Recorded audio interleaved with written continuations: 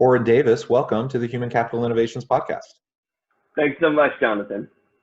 I'm excited to have a chance to talk with you. It's been fun chatting in the pre-interview, just as we're getting to know each other a little bit.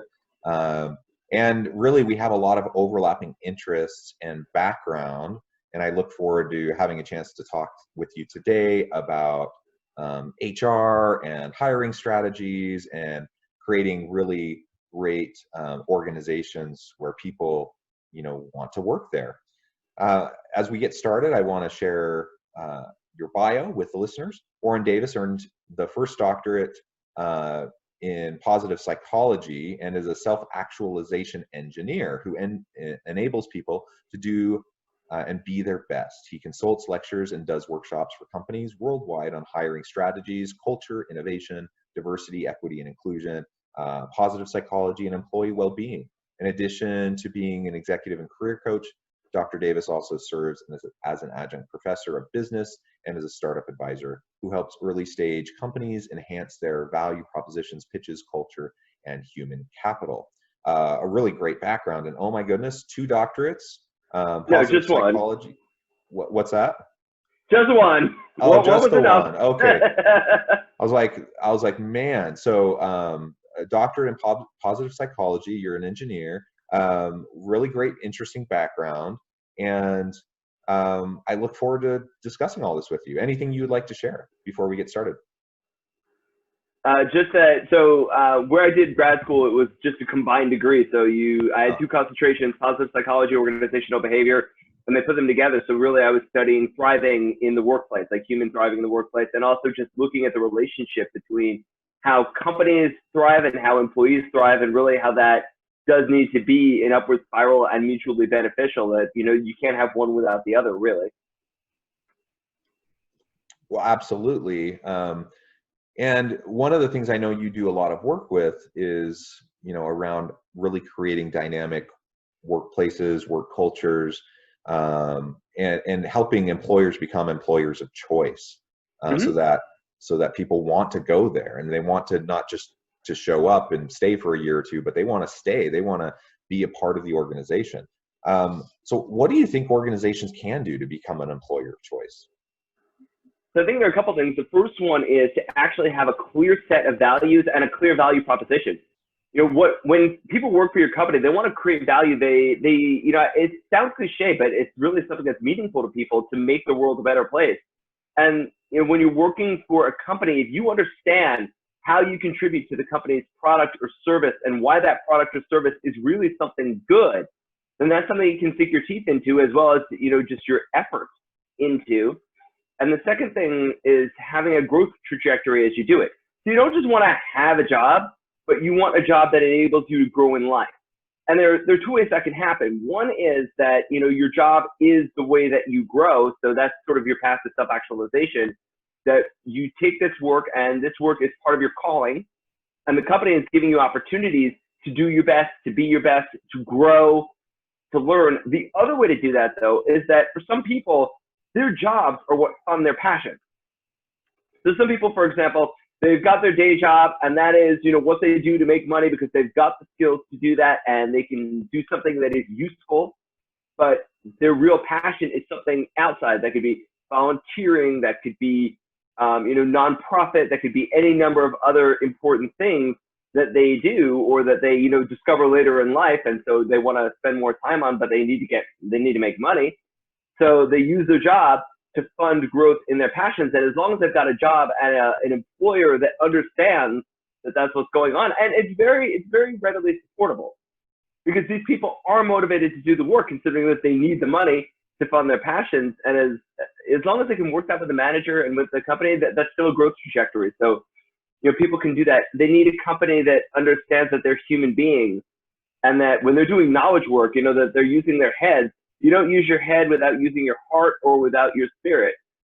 So you really need to be able to bring that to work. And that means that your company, your managers, your coworkers, they need to be able to recognize the fullness and authenticity of your humanity. And as long as the companies can do those 3 things, you really are an employer of choice. I love that. And I mean, all 3 elements I think are really essential. one of the things you said that really resonates with me is work as a calling. So having a more transcendent purpose to the work that you do. And, you know, people have all sorts of jobs, and I've had many, many different types of jobs over the course of my life, starting as a young teenager, many of which I would probably never want to ever do again. But I recognize that people have different driving purpose behind what they do. I remember one job I had years ago. It was actually right after I'd spent a couple years as a service volunteer abroad, and I came home and I needed to earn some money to go to college. And so I ended up working this is in rural Missouri, and I needed a job to earn money. And so the best place that paid the most was in this factory. So I ended up working in this factory for 6 months. And man, there's nothing else I did that provided more motivation to go to college and never look back than working in this factory, because it was just kind of this tedious, mind-numbing work, and it didn't do much for me. You know, it served the purpose for a time, and then I moved on. But what was really interesting to me while working there is that as much as I didn't like it, I had many coworkers who loved their job, and they had worked there for years. There's one guy that I would carpool with. He had been working there for 30 years and was getting close to retirement, and he loved it. You know, so what didn't work for me worked really well for him, and it served his needs, and that's great. So everyone has different drivers, and everyone has different kind of purpose. But ultimately, if we have the ability as employees to see a purpose in our work, and if we have an ability as organizational leaders to help our people understand the broader purpose behind their work, you know, then you can cultivate this sense of calling in your work, and that meaning, that purpose really does matter. There's so much research that supports that. So yeah, absolutely. I love the idea of work as a calling, and that we have the ability to impact people outside of ourselves through the work that we do. And let's be honest, we spend the vast majority of our lives working outside the home. I mean, maybe not now because of COVID, everyone's hunkered down, but I mean, normally we're working outside the home, we're away from our families, we spend all this time. We want it to matter. We want that to have meaning in the broader society. So it is cliche, but it's true. Absolutely. And for people to have a purpose in life and a calling, whether it's at work or through work or funded by work, it's something that really does drive us, and it gets us out of bed every morning. Absolutely. And people are too busy focusing on the numbers, and that's mistake number one. Don't focus on the numbers. It's like, yeah, as I've written elsewhere, that's like taking your temperature. You take your temperature, it comes out, and you know, if you got a fever, all that means is that you got a fever. You're sick with something, but you don't know what it is. And you got to look inside. You got to go, you know, see the doctor. You got to run a bunch of tests. You got to see what's really happening. It's the same thing when you're looking at your diversity numbers. If they're not good, that doesn't tell you anything. It just tells you something's wrong. In the vast array of things that could be wrong. So one of the first things to do is consider how you think about talent. Whom are you hiring? How are you hiring? Whom are you promoting? How are you treating people at work? What's the culture like? And I point out that actually one of the best metrics for this, who's eating? So when you bring food into the company, when there's any get together of any kind that involves food, is everybody eating? And I've found over and over again that is one of the best indicators that you've got good inclusion and that people are really able to bring themselves to work, because dietary restrictions are often a very, very personal thing. And so many different people have different dietary restrictions, and yet it really genuinely is possible to accommodate all of them at once. It takes a little effort, a little. And no, it's not always the fanciest thing out there, and not everybody is, you know, going to eat the fanciest food. But you know what? It doesn't matter how fancy what you bring in is if half the people in the room can't eat it. Or if there's, you know, if everybody in the room is eating it except one person, and everybody's got these nice full plates of delightful food, and there's one person sitting there with a glass of water, that should be screaming red klaxons at you. You know, flags, klaxons, whole thing, like there is something wrong here. And those little things that people think about, those are in a certain sense cosmetic things, but they're cosmetic things that require bringing in a much more thoughtful perspective on who works with you and who works for you and who they are and the selves that they're bringing to work. That's one. But along those lines also, it's stop looking only at, for example, skin color as an issue of diversity or ethnicity or gender. There's a lot more to it than those things. And the people are shaped by those demographics, but that's not all they are. And so much of what we are is not going to be visible. Even if you see somebody of a particular gender or ethnicity, that's not all there is to them. There's a lot more to them than that. And how they live their lives that way, that's going to matter a lot as well. Absolutely. Oh, I love that. It's, people, I think, tend to have good intentions. Mm-hmm. The problem is good intentions don't always produce good outcomes. And because we have systems in place in many organizations that systematically work against certain populations of individuals, we have to check our biases. We have to check the implicit biases that we might have as individuals, but we also have to check the biases that might be institutionalized and built into the processes, the procedures, the policies, the systems that are in place in an organization.